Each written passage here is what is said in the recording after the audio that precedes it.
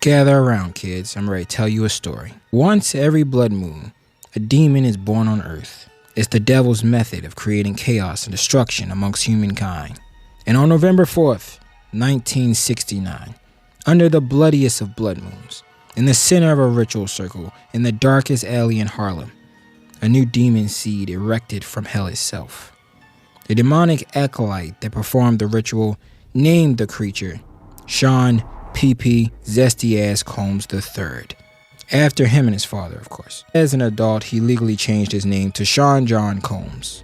This abomination went on to sodomize and assault every man, woman, child, or animal he could find for the majority of his adult life, all while dancing like a crackhead on a bus stop. Unlike the other, smarter demons, this monstrosity was bold and proud to be a demon, leaving a trail of blatant evidence of his atrocities everywhere he went. There was once another demon as bold as this one. His name was Robert Urinate Kellefson Jr., but he changed his name to R. Kelly. The most arrogant demons are always shocked when they get caught, despite making witnesses out of anyone who attends their parties. But all jokes aside, 2024 has been a legendary year so far. Kicking off with the warning from Cat Williams. I've never seen an interview age so gracefully. That interview aging like Angela Bassett. He warned us about these freaky ass niggas in the industry, and shortly after, they started falling like dominoes. After Diddy, Drake got exposed as a pedo, then academics as a thirsty creep too. And for anyone out there about to fix your glazing ass mouth to say, innocent until proven guilty, let me just remind you that a fat sack of dysfunctional sperm named George Zimmerman was found not guilty for shooting an unarmed teenager. Us regular people make up the jury that rules over these cases. So our perception of the truth does matter. I agree that people should get all the facts before forming strong opinions, especially on events they wasn't there to witness themselves. But when those facts are damning, then it's stupid to say innocent until proven guilty. There's a mountain of evidence on Act and video evidence on Drake. I'm not too scared to call a spade, alright? Google is a thing, just look it up. And now the freaky ass demon himself have a full-grown demon seed out there doing the same thing. Christian Combs apparently Diddy some young woman on a yacht. You know what they say, freaky see, freaky do. And you know these two weirdos probably pop champagne to celebrate Junior's first Diddy. Man, I'm so proud of you. You a real Diddy now. I love you, Daddy.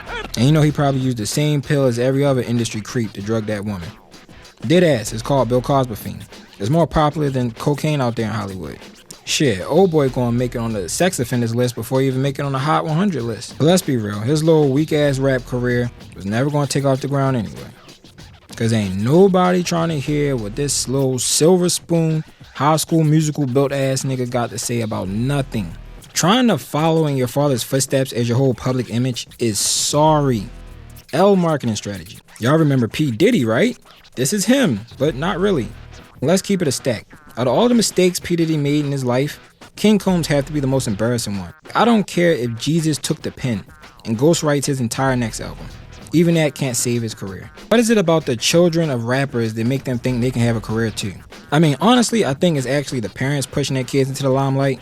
Hey, here's my son, Little Turd Jr. Like, nigga, we just tolerated you because of Biggie and Kim. It's like when those mothers assume random people love their little badass child just because they do. Like, this just happened to me at a graduation I was at. This lady had like a 6-year-old girl, right? And I'm sitting down in my seat, trying my best to stay awake. Cause graduations be dry as hell. This little bratty girl walked away from her mom, stood right in front of me, and dead ass dropped to the ground and started screaming. Damn near scared the soul out of my body. This little girl sounded like a damn fire truck. But what actually pissed me off was her mother's reaction. Talking about she is so dramatic. Bitch, why are you so happy? This girl is a grown ass 6-year-old. And Lord knows this bitch couldn't read a room because everybody is annoyed with her child.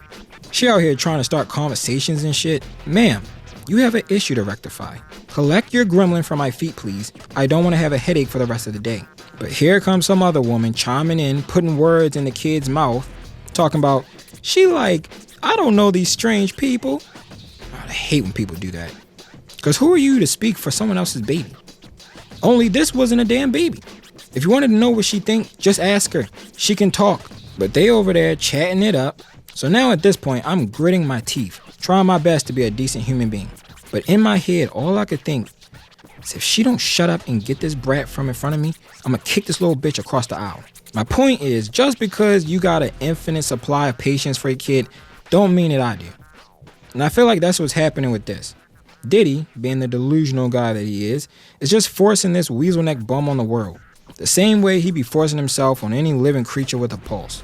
So this walk-in abortion had the audacity to make a song defending his booty warrior daddy. It's called Pick a Side, and that retarded ass song is literally why I decided to make this video. First of all, pick a side is not what an innocent person says. A better title would have been something like, Don't Believe the Lies. Something like that. When you say pick a side, you saying it doesn't matter if you're innocent or not. You just want to know who's with you and who's against you. And who is he talking to? I'm pretty sure everybody already picked a side, and it's not his. So already off to a pretty bad start. Let's get into it. So it starts off with a corny little nursery rhyme. Then the first line is, I dare one of you niggas to scream out no Diddy. Bruh, what are you doing? You're definitely gonna make yourself a target for trolling. When he was born, the doctor probably screamed out no Diddy after delivering his sorry ass. No Diddy is gonna be in this nigga's obituary. No Diddy is literally his whole legacy now. Stop it. Next, he says some stuff about having pretty hoes with him. And I mean, come on. Do they really have a choice? Then he brag about money and stuff, which is the standard with rappers nowadays. But it's something about when he says it just makes me want to slap him in the face with a slice of cheese. Bragging about money don't hit the same when everybody know you're not out the mud with it. His dad was rich, so he's rich. There's nothing to brag about. But aside from that, I gotta point out that his flow was a struggle in this song. It's just slightly offbeat. Like he's struggling to say the words in time, even though his lyrics are really simple. It was distracting as shit. Him rapping sound like that one dumb kid in school that always raised their hand to read out loud, but can't read to save their life. He needs his verse in brown bear format so he can read it.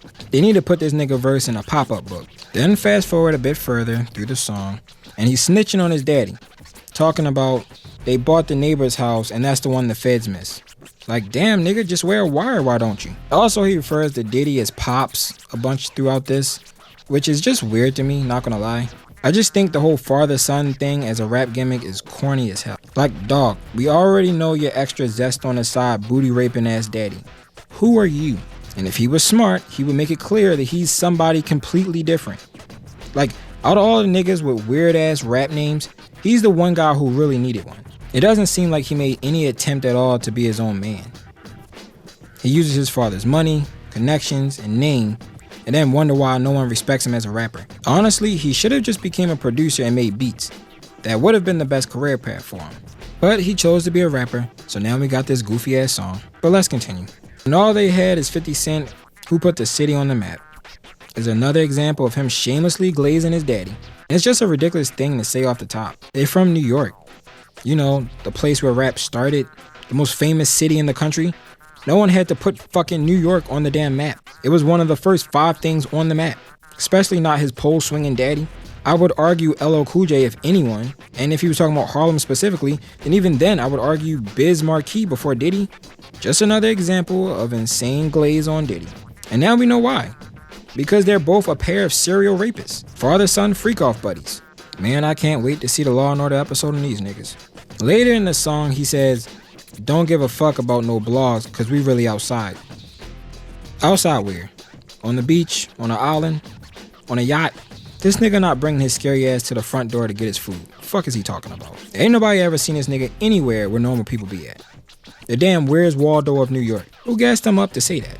But the bottom line is, this little pencil neck nigga is tripping. 2 straight minutes of him glazing his obviously guilty father.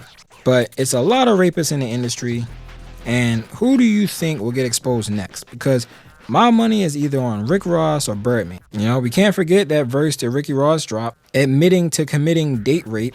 It's the fact that he sent that verse in and ain't think nothing was wrong with it. Either way, I actually believe that the date rape stuff is actually very popular in Hollywood and in the music industry especially. And in 2024, I think there's going to be a lot more surprises in store for us. But that's all I got. Peace. She's on fire, and the name of the game is to fuel her flame. She's on fire, fire.